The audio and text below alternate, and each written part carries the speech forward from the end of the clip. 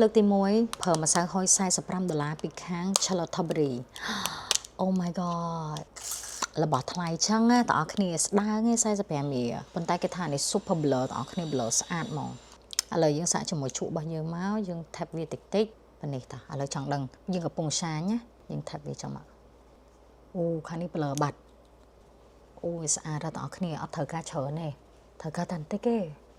ហើយអីដែលខ្ញុំស្រឡាញ់អូយមិនក៏ឡើង silky វាម៉ែតប៉ុន្តែវាមើលទៅមានជាតិស្នើមណា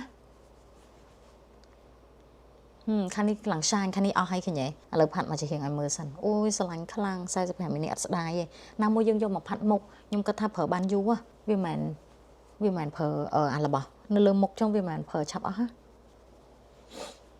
អូខេតាស្អាតខ្លាំងឥឡូវខាងនេះម្ដងនិយាយទៅនៅពេលដែលយើងម្សៅស្អិតយើងល្អហើយណាអាម្សៅពីលើហ្នឹងយើងមិនបាច់ត្រូវប្រើខ្លាំងពេកទេតែយើងប្រើខ្លាំងពេកវាទៅជាឃើញ cakey ឃើញក្រាស់ពេកណាអានេះយើងគ្រាន់តែយកមកដើម្បីទប់ជាតិម្សៅស្អិតយើងមិនដើម្បីវា matte ទេ mattify ណាអូតែនេះ blur ស្អាតដល់ដូចពាក្យគេនិយាយមែននេះអានេះ airbrush ហ្នឹងហ្មងណា love it ប៉ុន្តែចំពោះក្រុមភ្នែកខ្ញុំប្រើប៉ុងចេះខ្ញុំមានអារម្មណ៍ថាប្រើប៉ុងអញ្ចឹងវាងាយឡើងខ្លាំងណានេះអាហ្នឹងខ្ញុំតប់ពីលើថែមសម្រាប់កន្លែងណាដែលខ្ញុំគិតថាខ្ញុំចង់ឲ្យវារៀងមើលទៅដុតច្បាស់ហើយកុំឲ្យឡើងជាតិខ្លាញ់លឿនមានឡើងហ្នឹងមានច្រមុះចកា and my forehead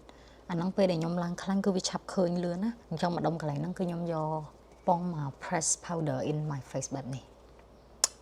Oh my god